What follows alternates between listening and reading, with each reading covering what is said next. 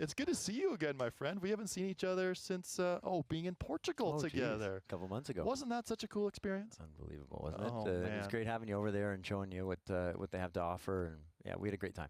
And how many times had you been to? No, that was your first time in Portugal, right? No. I've been, I don't know, 3 or 4 times. But it's been a few years. Yes. But of course, Ron, who came with us from Golfway Tours, he's been, I don't know, 6 times. He's got a residence there, right? probably. Almost. It's one of his favorites, and yeah, it was a great time. So, for those who haven't been to Portugal to play golf, how would you describe it? Well, you know what? It's really is an emerging golf destination. Yeah. You know, down in the Algarve, there's always been a lot of golf down there, and it's a very popular destination for the Brits, especially, and Scandinavians, and they go down there. It's a quick flight for them. And so the Algarve area has tons of golf and a lot of good golf, but really the area that we explored around Lisbon is really the emerging destination, right? Because they've got a few new golf courses. The one we played, Dunish at Comporta, which, you know, was going to be ranked one of the top courses in continental Europe. Very soon. It only opened last year. There's a sister course to it opening up, designed by Sergio Garcia. That's right, yeah. And the other one's designed by David McClay-Kidd, who did Bandon Dunes and others. And yeah, those two are unbelievable. And then there's north of Lisbon, that area at Praia del Rey where we stayed. And there's 3 great courses there that we played, and then we played. Unfortunately, you had to take off and couldn't play the last round with us. But we played a great course in Oitavos Dunes, which is just west of Lisbon. So I'll tell you, around within an hour and a half of Lisbon, there's some really world-class golf, and it's really emerging. Yeah, the only bad thing about that for me, I had to go home early, like you mentioned, and I understand the 2 days. They were 2 pretty nice days at Royal Óbidos and Oitavos Dunes. That's correct. Yeah, they were great because we had some weather, didn't we? I mean, man, did we ever? You know, we went in early March, and you know, it's not quite their high season yet. So, you know, the temperatures were fine, kind of high teens, but we had a bit of rain and wind and a little bit of hail when we played West Cliffs. Yeah. But yeah, the last couple of days we were lucky. We lucked out with some brilliant sunshine. It was a day similar to this when we played Oitavos, where it was about 18 degrees and sunny and a bit of a breeze and perfect for golf. Mm-hmm. And we've been on trips together like this before. We were in Spain. Oh, that was November of 2021. That was coming up. Is it 3 years ago now? 2.5 years ago? 2.5 years ago.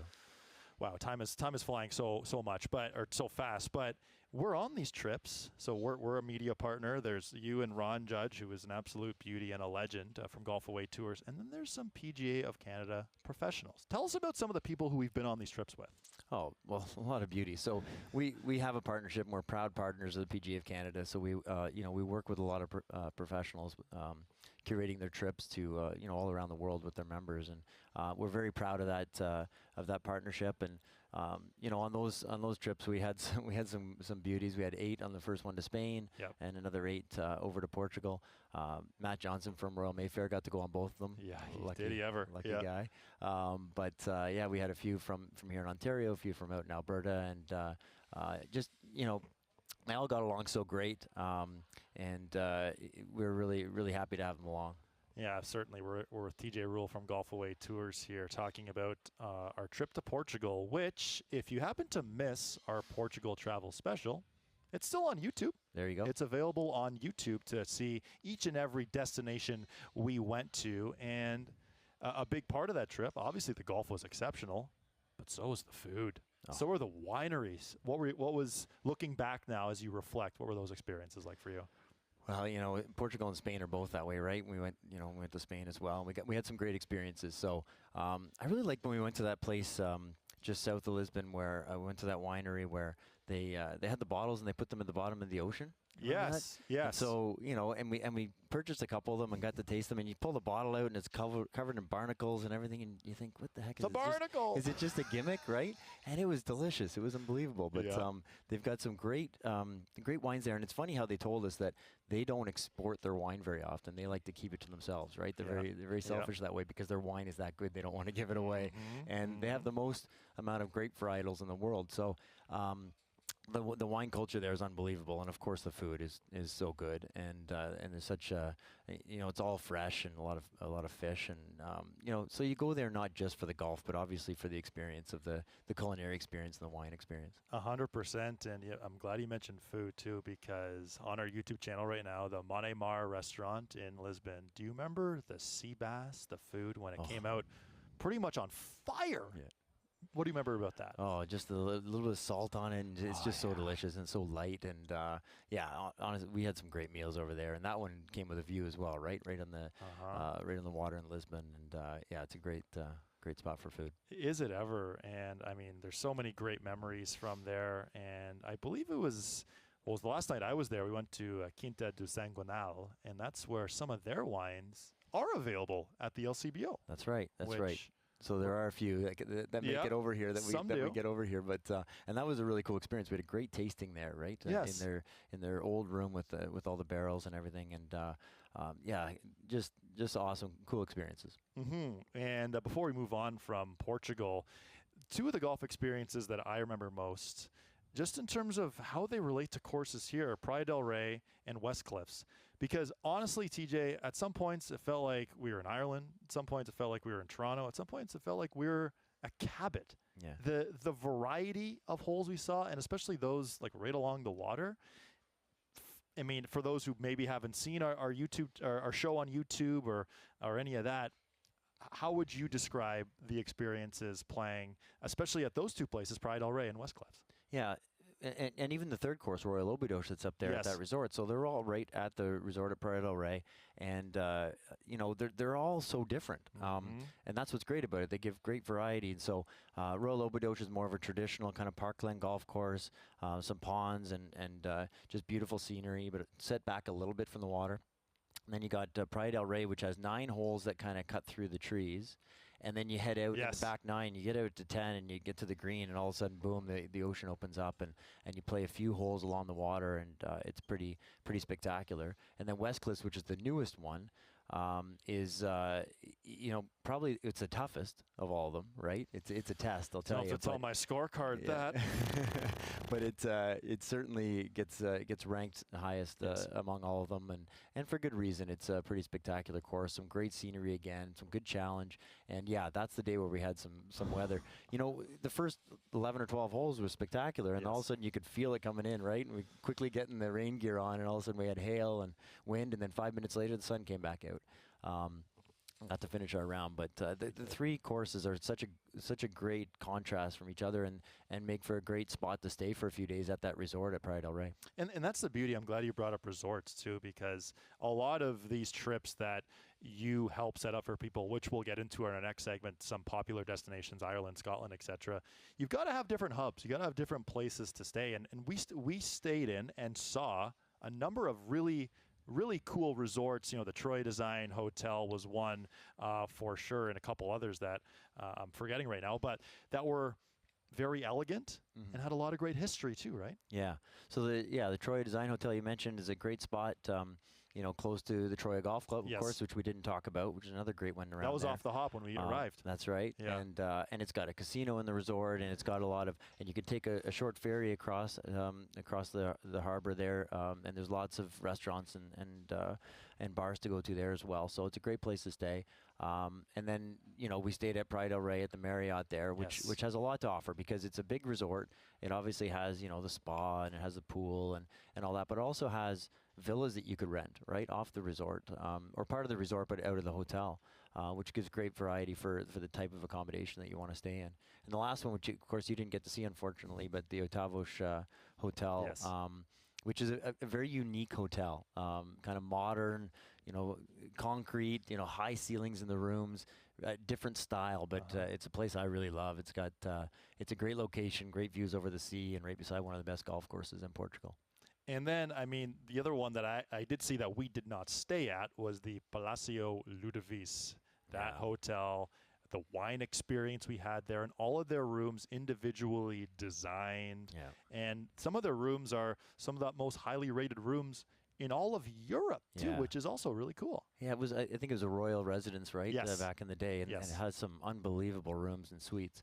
But the wine experience there was really good. The guy, and I can't remember the guy's name who did the wine experience for us, but he was so good at describing all the different regions of Portugal, and we got to taste, obviously, I think 3 or 4, or maybe 6 or 8, I don't know. Maybe. Wines. Lose count sometimes, But that hotel, and we've had a number of clients stay there, and it's right, downtown, right above the main street, and a great place to stay, but a really cool experience with the wines. It was really cool. Afonso Martins was his name. There you go. And you can watch that on our YouTube channel right now. And I wish we were filming while he was describing all of the wine to us, because all of us were there was so much information that was coming in that was so cool. And before we do turn the page on Portugal, there's great golf, there's great hotels, there's great food.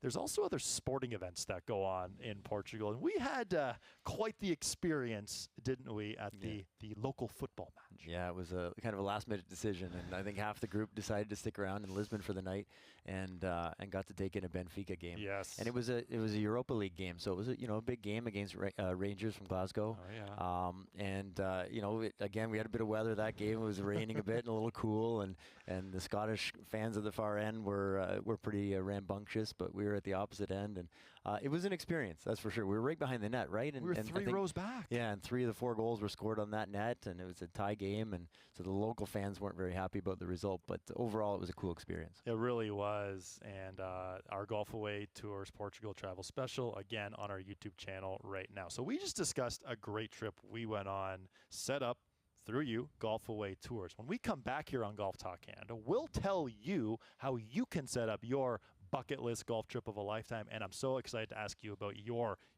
own personal bucket list golf trip, because you've been everywhere, but I'm so curious to hear that. This is Golf Talk Canada. TJ, you did some walking around yourself. What did you see?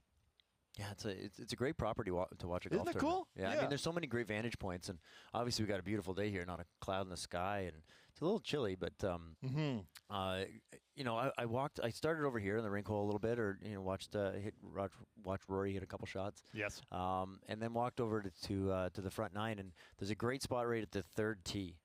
And if you stand at the 3rd tee, you've got the par 3 8th right there. You can see over to the 2nd green. You can see the 9th tee. You can see the 11th green and the 12th tee. So there's so much action going on around there. It's interesting seeing the players try to get from green to tee as well, and having to wait for the other players to finish on different holes. And there's a bit of a confusion at times over there. But honestly, it's a great spot to be. And I'm looking forward to just checking out the rest of the property after this. Oh, that's awesome. And maybe you'll run into Mark Cicchino inside the ropes. I think he's either live now or was live at noon, but I know he's with the Rory Pendrith group. Let's give a little update here on how guys are doing. Rory McIlroy 1 under so far through 13 holes. Look at Wearsy. What's Wearsy doing? 3 under. Mike Weir is 3 under par. Whoa.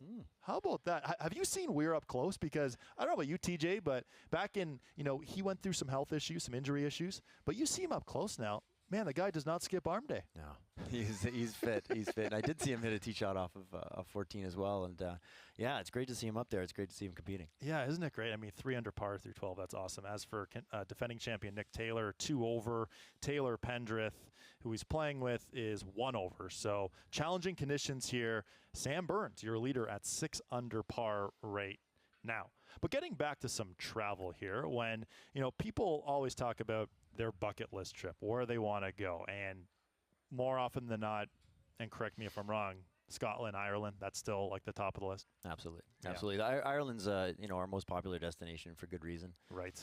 One of my favorites as well. But Ireland, Scotland, and then Spain and Portugal are really popular as well. But there's so many great spots around the world. Right. And for you were just back in Malaga in Spain.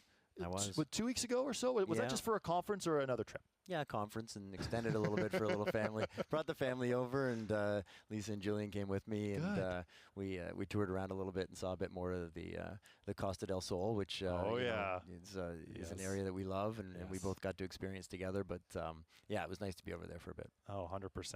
And one course we didn't touch on in our last segment, and we played 2.5 years ago, Valderrama, which some have called the Augusta National of Europe.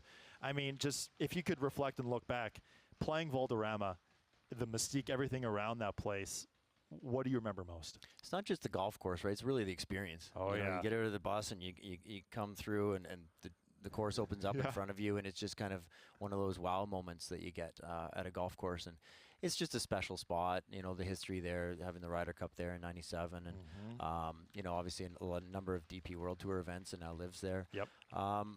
it's a tough golf course, but very playable. You're going to hit balls and you're going to be chipping out from in the trees because it's so tight. But everybody can get around because it's not that tough, but it's just tight. And but such a great experience. It's always an amazing condition, and our clients always enjoy it. And it's always sunny as well, right? It is, and like I tell people at Valderrama, not that long, but if you miss it short, left, right, or long, you don't have a good chance anywhere. You just can't really miss it anywhere. But Valderrama, really cool experience. But getting back to some popular destinations, Ireland, and 2025, Royal Portrush, Open Championship, going back there. How many people would you say have reached out about trying to coordinate a trip around maybe going to see the Open? Yeah, it's popular. It's very popular because, and it came back to Northern Ireland in 2019, as you know, and it was the first time in 60 years or whatever that it had been back there, and it went so well. It was such a great success that they came back so quickly 6 years later. And me personally, I missed it in 2019, so I don't want to miss it next year. So I'm hoping to go over. But we're getting a lot of people thinking the same thing and wanting to get over there and play some golf, obviously in the area while watching the Open. And there's so much great golf around there to play, but. A lot of those places are already pretty booked up for next year. Yes, and the really cool thing, like you mentioned about Ireland, is there's so much great golf in many different regions. So do you find when people reach out that they're staying specifically in the Southwest or the North and just staying in that spot, or are they trying to cruise around as much as possible? It depends. I mean, we get a lot of people saying we want to play everything, right? We can do it. We can do it in 10 days, and you think, oh, geez, we got to kind of talk them off the ledge a little bit because, and I did this the first few times I went over. You really jam up your itinerary trying to get everything in, and then you don't really enjoy the destination, right? You don't really enjoy going to a pub and watching live music or checking out the Cliffs of Moher or some of the destinations that you should see when you're over there. But I get it because you want to play as much golf as you can and see all the courses. So yeah, typically we have people stay to one area or another, right? You do the Southwest or you do the North or you do the Northwest, which is one of my favorite spots. All of them combining a bit of Dublin because you fly in and out of Dublin. Yeah. Right, and Dublin's a great hub to fly into, and about 2.5 hours north of Dublin is Royal County Down. And Royal County Down is hosting on the DP World Tour later this September. I am going to see every one of those shots on TV. I'm so excited to watch that. But, people listening might see Royal County Down on a lot of these top, Golf Digest list, top golf courses in the world. How would you describe the experience at Royal County Down? Well, I've always told people it's my favorite golf course in the world. And that's not going out on a ledge. No, not at all. On a limb. As you said, it's been ranked #1 in the world by Golf Digest. So, it's just an incredible links golf experience. The front nine there, I think, is pretty perfect. An incredible mix of holes and always in great condition. Some incredible views in the front nine in particular. And it's just, I don't know what it is about that place. It's just special with the Mourne Mountains in the background. The setting is incredible. You got the Sleeve Donard Hotel that you can see behind 9 and 18. It's just a really special place. Like there are, we talked about Valderrama and others being special as well. But in terms of links golf courses, it's my favorite. What's funny, TJ? So I went to Ireland the first time, 2014, and it was with a group of guys I didn't know as well, but a lot of the conversation was about which one did you like more, Royal County Down or Royal Portrush. Now, this was before the reno at Royal Portrush, and some people have a hard time with sometimes, blind shots. Blind shots can be, some might like, some might not like, and would you say when you're looking at Royal County Down versus Royal Portrush, I'll ask you this, if you had 10 rounds, how would you split it up? Oh, well, it would be 5 and 5. Okay, because they are that close. That. Yeah. And Portrush is so equally as special. So good. Absolutely. And you're right about the blind shots. And a lot of people don't love County Down because of that. And I think there are 6 blind tee shots on the golf course, but I always say they're only blind once. Right? That's a very good line. Once you've played the golf course, you have an idea what's on the other side, and it's generally pretty open on the other side. It's not like it's super penal on the other side. And you've got caddies who are forecadding for you Yes. and watching your golf ball, hopefully. And so yeah, that is a bit of a challenge out there for some people to get their heads over. But anyway, I love it. Yeah, Ireland's a really cool spot. Host 2025 Open Championship Royal Portrush, but another destination that is on everyone's bucket list. Hey, it's still on my bucket list too. Is the Old Course at St. Andrews, and it's always an interesting process trying to get on with everything that goes on. People sleeping in their cars, etc. The lottery. Tell us about what it's like now to try to book a trip to Scotland and maybe trying to get St. Andrews on your rota too. Yeah, it's as challenging as ever now, unfortunately, and we get so many requests for it. And, Totally.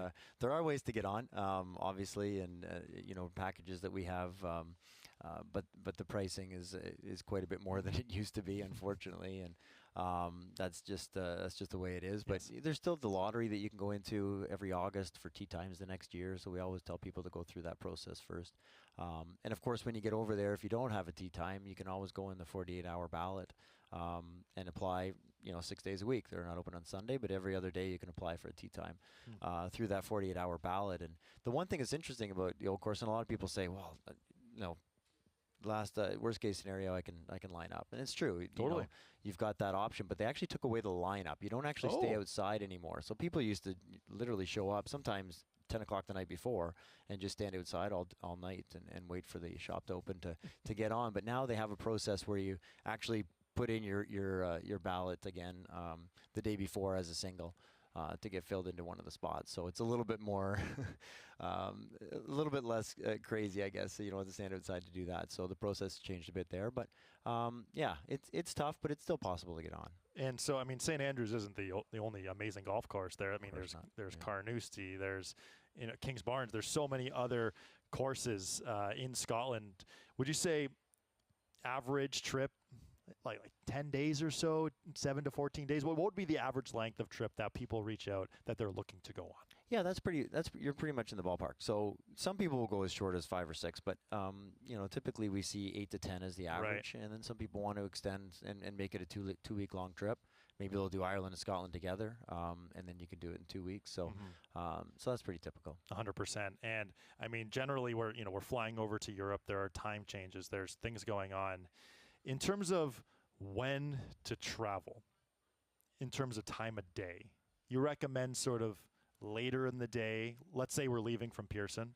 Let's say the flight's on time. I have to knock on wood for that one. Anyway, let's say we're leaving from Pearson. You say leave sort of not maybe mid to late evening and fly overnight, basically, because you'll wake up and it's daytime in Europe, correct? Yeah, and all the flights over there are overnight, which is good. Yes. So, I mean, you lose that night. If you can sleep a couple hours on the plane, then you're golden. There are a few options. Some airlines leave late in the evening and make it a bit easier to sleep on the plane. Right. Others leave earlier, and then you arrive so early in the morning there. But I find on those ones it's tough to get much sleep. But then you get the whole day. Yes. To play around a golf or get to the other side of the country if you have to or whatever. So there's different options, but you're always flying overnight. And as long as you can get a couple hours of sleep that night, stay up the next day. I always like to play golf on the day You I have get to, there. right? For one thing, I'm excited. I'm there. I want to play golf, right? Get me to the golf course, but also just stay up and don't sleep that day until that night, and then you're on track again. 100%. And going on these long trips, whether you're going for 10 days, 14 days, whatever, packing, it's a critical aspect, isn't it? How would you? Do you have any thoughts, any recommendations on people and packing and looking at the forecast, that sort of thing? The one thing, so there's tons of packing options, and we list them, on our website, and we have, in our packages that we give to everybody, we give packing recommendations, obviously, and two pairs of golf shoes, important for over there because one of them is probably going to get wet at some point. Good rain gear. But the one that's really come up a lot recently is golf travel bags, and there's so many different options for golf travel bags out there. But some people still carry the coffin ones, the hard cases, and they're great for travel because they protect your golf clubs, and that's great. Well, that's another thing. Take the heads off your drivers, right? And so they don't snap off, because you can do that nowadays. But with the hard cases, the problem with those over there is that they're hard to fit in the vehicle. So if you have a rental vehicle, or even the buses that have some limited trunk space, they're difficult. Whereas the soft ones can fold up into a smaller package. So we always recommend the soft ones if you can. Right, and I'm so excited to go on another trip. Just talking about trips like this, but you've been on many trips. You've been all around the world. But if you could pick one spot that you haven't been to play golf, and it's realistic. I mean, we'd all love to go play Pine Valley, or Augusta National, but I mean, very likely that's not going to happen. But if there's a spot that you could go to realistically and play, where would it be? Well, it's funny. I saw Jerome leaving as I was coming in here, and he's talked up Barbados for years, and trying to get me down there, and that's a spot I really want to get to. So that's on the list, but it's not number one. But it's certainly a place I need to get to at some point. But and the one trip that I really want to go on as a bucket list, I've been lucky enough to go to a lot of places around the world. Been doing this now for 12 years, and been lucky enough to travel quite a bit. But the dream trip I have right now is to go explore a lot of the courses in Ireland and in Scotland that are kind of off the beaten path. Those links courses that if anybody's read Tom Coyne's books, a course called Ireland, a course called Scotland, great books to describe all these links golf courses and experiences around those two great countries. And I'd love to do that with my son Julian someday. He's only 5 right now. But he's golfing. He's got a golf swing. He's a lefty like his daddy, which is good. And but in a few years, hopefully we can get over there and do that. And that would be a dream trip. So that's on my bucket list for sure. Oh, I love that. Well, where can people find more information to start planning their golf trip bucket list of a lifetime? Well, the website's golfawaytours.com. So you can just go there and get as much information as you need off our website. But you know what? Call us in the office. The number's on there, and we love talking golf and travel. It's just our passion, and so just call the office, and we'll go over everything you need to go over. Well, TJ, we've been on a couple of great trips, and people we've loved the feedback from our Portugal travel special as well. I know there's some more in the works here that we can't talk about just yet, but stay tuned to our social media feeds and channels as we go on here in the coming months. TJ, thanks for your time today. Enjoy cruising around today. I know it's going to be a fun day. Thanks a lot, Scully.